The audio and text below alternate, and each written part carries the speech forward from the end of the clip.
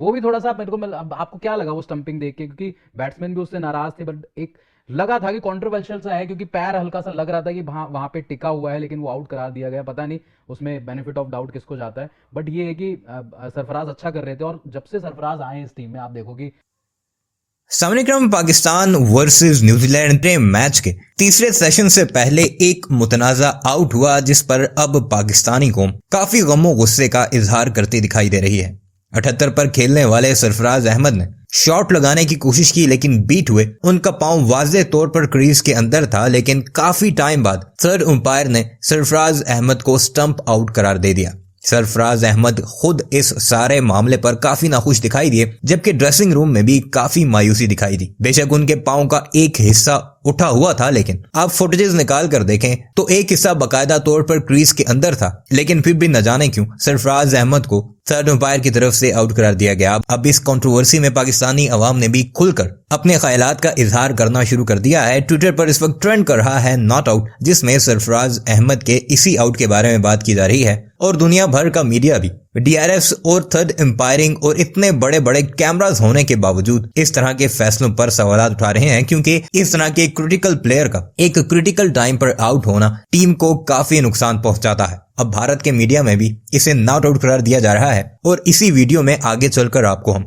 टकला पार्टी की जुबानी सुनाते हैं कि पाकिस्तान की आज की परफॉर्मेंस कैसी रही और सरफराज अहमद के स्टंप आउट होने के बारे में वो क्या राय रखते हैं। तो पाकिस्तान और न्यूजीलैंड के मुकाबले के अपडेट के साथ फिर से जुड़ चुके हैं। टी का टाइम हो चुका है और यहाँ पर अगर आप देखें टी से पहले जरूर विकेट आ गया। यहाँ पर पाकिस्तान को झटका जरूर लगा, लेकिन जिस तरीके से बल्लेबाजी की है सरफराज ने, और फिर इसके अलावा अगर आप देखें जो सबसे जिन पर चर्चा भी होगी, सौद शकील जिन्होंने इस साल का पहला शतक भी लगा दिया, और जो पेशेंस वाली बात कर रहे थे कि इनको तो जब ये बल्लेबाजी कर रहे होते हैं तो लगता ही नहीं कि आउट होंगे, और उन्होंने कर भी दिखाया, शतक भी लगा दिया। और सरफराज भी अच्छा कर रहे थे, पर वही है कि टी से पहले आउट हो गए सुनील भाई। लेकिन वही है कि वो जो डेरिल मिचेल का जो ओवर था काफी इवेंटफुल ओवर हो रहा, क्योंकि पहले एक वो एलबीडब्ल्यू की अपील होती है, वहां पे वो बच जाते हैं, एज लग जाता है वहां पे, काफी देर उसमें मतलब टाइम भी खराब होता है डीआरएस में। लेकिन उसके बाद जो स्टंपिंग होती है वो भी थोड़ा सा मेरे को अब आपको क्या लगा वो स्टंपिंग देख के, क्योंकि बैट्समैन भी उससे नाराज थे, बट एक लगा था कि कंट्रोवर्शियल सा है, क्योंकि पैर हल्का सा लग रहा था कि वहां वहां पे टिका हुआ है, लेकिन वो आउट करार दिया गया। पता नहीं उसमें बेनिफिट ऑफ डाउट किसको जाता है, बट ये है कि सरफराज अच्छा कर रहे थे। और जब से सरफराज आए इस टीम में, आप देखो कि ठीक है रिजवान ने उस तरीके से टेस्ट में बढ़िया नहीं करा, लेकिन अब सरफराज देखो इतने टाइम बाद टेस्ट टीम में वापसी हुई है, मैनेजमेंट भी चेंज हुआ है, सरफराज भी आए हैं, तो अच्छा ही कर रहे हैं। उस लिहाज से कोई ऐसा भी नहीं है कि बहुत स्लो खेल रहे हैं। आज तो अच्छी इनिंग आई है उनकी, जो एक बाबर के साथ मिलकर आई थी, वहां पे भी एक अच्छी इनिंग आई थी, और आज भी आप देखिए कि एक अच्छे पेस पे उन्होंने रन बनाए। वही मेन चीज वही है ना कि आप और अटैक कर रहे हैं लगातार, अटैक कर रहे हैं, विकेट भी अपनी जल्दी नहीं फेंक रहे हैं। और साथ ही वही है ना कि आप देखिए जो आउट भी हुए हैं, जिस पर कंट्रोवर्सी भी हो सकती है, क्योंकि जिस तरीके से आउट में, लेकिन उससे पहले जो उन्होंने रन कर दिया 78 रन, अगर आप देखें तो लगातार वो जो खराब बॉल मिल रही है उस पर शॉट भी खेल रहे हैं। इसी की वजह से अगर आप देखें तो इस सेशन में तकरीबन 100 रन से ऊपर आए। जिससे पहले मैं लाइव में जुड़ा हुआ था तब भी यही बात हो रही थी कि पहला सेशन जो था विकेट वहां पर एक ही गिरी थी, लेकिन जो एक पाकिस्तान के पक्ष में बात जो रही गई थी, जो मुझे लग रहा था कि थोड़ा तेज बल्लेबाजी होनी चाहिए थी, वहां पर हुआ क्या 70 रन के आसपास ही बने थे, लेकिन यहां पर आप देखिए तकरीबन 110 से ज्यादा रन बन चुके हैं। ये पाकिस्तान के लिए बेहतर सेशन था। यहां पर अगर आप विकेट नहीं जाते तो पूरी तरीके से उनके पक्ष में था। उसके बावजूद भी अगर आप देखें, फिर भी अभी भी आप देखिए जिस तरीके की शुरुआत थी, 3 विकेट जल्दी गिर गए थे, वहां से अब कितना रिकवरी कर चुके हैं लोग। आप चाहे आप इमाम की पारी देखो, इमाम जिस तरीके से बल्लेबाजी की, तो उसके अलावा सरफराज की पारी, सौद शकील तो शतक उन्होंने लगाकर खेल ही रहे। तो यहां से पाकिस्तान मुझे लग रहा है कि अब वो अच्छी सिचुएशन में कोशिश रहेगी कि अगर सलमान भी, क्योंकि अभी हाल ही में उन्होंने शतक लगाया है। लेकिन यहाँ से अगर वैसे देखें तो आपको न्यूजीलैंड को शकील को आउट करना है, लेकिन उसके बाद फिर देखिए कि इतनी बैटिंग डेप्थ नहीं है पाकिस्तान की, कि 112 रन अभी भी पीछे आई थिंक।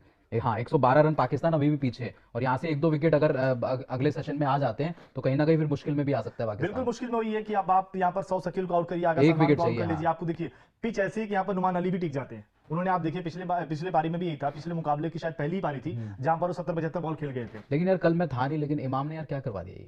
यार इमाम यार वही है ना कि वो रनआउट करवा के फिर वो मुनी को डांट रहे थे।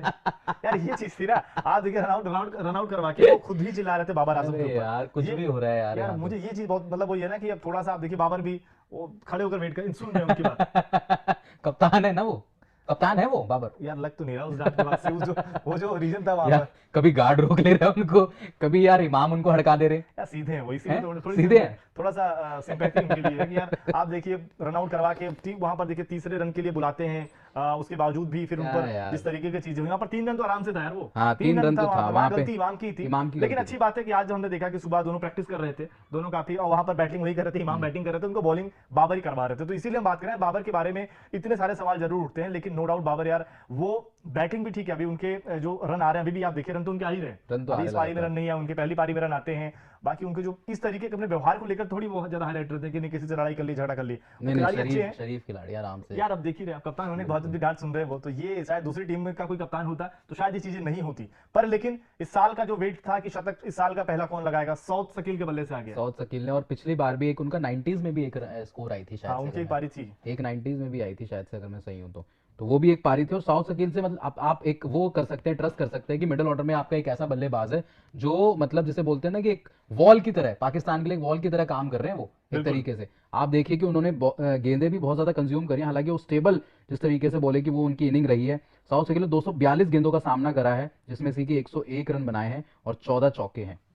अभी आप देखिए कि एक यार वही है ना कि 242 गेंदों का सामना भाई करा उस उन्होंने। टीम में एक वही खिलाड़ी है जो जब बल्लेबाजी कर रहे होते हैं तो लगता है कि शायद आउट नहीं होंगे, बाकी के कोई भी खिलाड़ी उतना भरोसा नहीं देता। मतलब पर वही है कि उस शैली की अगर बात करें, थोड़ा सा जरूर लगता है कि बहुत ज्यादा स्लो खेल गए। देखिए पिछली बार लाइट ने बचा लिया था, पिछली बार ठीक है, लाइट ने पाकिस्तान को बचा लिया था, अब कौन बचाएगा? साउथ शकील शकील साउथ शकील बचा रहे साउथ हैं। शकील ही बचा रहे हैं, उन्होंने सही पिछली बात। पारी में भी अगर आप देखें जो तेजी से रन बनाए थे वहां पर साउथ शकील ने बल्लेबाजी वहां पर की थी। अभी वही है ना कि अब आप यहाँ पे जल्दी से उनको ऑल आउट करिए, साथ ही अब इस मुकाबले में तकरीबन ये लग रहा है कि ड्रॉ के चांसेस ज्यादा है। या तो यहाँ से आप यही है कि जो आखिरी सेशन में हमने पहला दिन देखा था वहां जिस तरीके से तूफानी गेंदबाजी हो गई थी, सारी विकेटें तकरीबन वहां पर पाकिस्तान ने ली थी। यहाँ पर अब ये करें कि जल्दी से जब टी के बाद आए तो वहां पर एक के बाद एक करके आप विकेट निकालो, जल्दी से अब ऑल आउट देखो करो जो पाकिस्तान जो को। सरफराज आउट हुए हैं ना, उस पे ही कई लोगों के मतलब उस तरीके से कमेंट भी आ रहे हैं कि नॉट आउट थे वो। मतलब मुझे भी एक मतलब मैं वो नहीं कर रहा कि यार देखो, मेरे को भी जेन्युइनली मेरे को लग रहा था कि वो नॉट आउट देने चाहिए थे, क्योंकि जो उनके स्पाइक्स थे ना, देखो जूते के नीचे जो वो जो कील से नहीं होते स्पाइक्स जो लगे रहते हैं, वो मुझे लगा कि वहां पे जब वो जिसे बोलते हैं कि स्टंपिंग वो करा ब्लंडर ले, तो वो जो लाइट जो जलती है स्टंप में जो लाइट जलती है, वो स्पाइक नीचे रखे हुए थे, तब वो लाइट जल रही थी। आई थिंक वो नॉट आउट मेरे हिसाब से। बाकी अब पता नहीं, वहां पे क्लोज कैमरा भी देखा गया था, सारी चीजें हुई थी, अब पता नहीं वो कैसे आउट दिया गया, बट मेरे हिसाब से वो नॉट आउट था। तो वो थोड़ा सा मेरे को सरफराज के लिए बुरा लगा कि यार वहां पे नॉट आउट दिए जाने चाहिए थे वो। हालांकि अब पता नहीं मनीष साहू जी कह रहे हैं कि मोहम्मद रिजवान को सफीक की जगह खिलाना चाहिए एज ए ओपनर। तो पर वही यार देखिए मोहम्मद रिजवान यार अब्दुल्ला शफीक ने देखो बहुत ज्यादा बुरा भी नहीं किया एक तरीके से। देखिए अभी ठीक है ये सीरीज उनकी उस तरीके से नहीं जा रही है, लेकिन टेस्ट में देखें आप उनके लगातार रन्स हैं, ऐसा नहीं है। लेकिन रिजवान के आप देखिए रन्स ही नहीं है। शफीक की बात कर रहे हैं ना, अब्दुल्ला शफीक की बात करें, पर उनके रन अब्दुल्ला शफीक के भी कुछ पारियों में नहीं है। नहीं अभी हाल फिलहाल में नहीं है, लेकिन पहले आप देखिए शफीक के बढ़िया रन्स आ रहे थे पहले टेस्ट था से। इंग्लैंड के खिलाफ भी, हाँ, लेकिन इनके रिजवान के कहाँ है रन्स? रिजवान के रन नहीं, पर वही है ना कि जो इम्पैक्ट वाली बात करते हैं कि क्या जो थोड़ी सी अगर एज ए ओपनर खेल देते हैं रिजवान, थोड़ी सी अटैकिंग बल्लेबाजी करें, जो टेस्ट में अगर आप देख रहे हैं दूसरी टीमों के खिलाड़ी आकर कर रहे हैं, रिजल्ट के लिए जा रहे हैं, कहीं ना कहीं ऐसा लगता है कि जो इनके साउथ शकील हो गए, इमाम हो गए, इसके अलावा अब्दुल्ला शफीक, ये सारे कुछ ज्यादा ही टेस्ट खेलने लग जाते हैं। ऐसा लगता है कि थोड़ा सा अगर उनकी जो थोड़ी सी तेज बल्लेबाजी हो उसमें थोड़ा पीछे है सभी लोग। आपके लिए एक रिक्वेस्ट आई है, आपके लिए रिक्वेस्ट ये है, मनीष भाई हमारे वो कह रहे हैं कि शुभेंदु भाई आप प्लीज 7:30 वाले शो में जरूर आया करिए।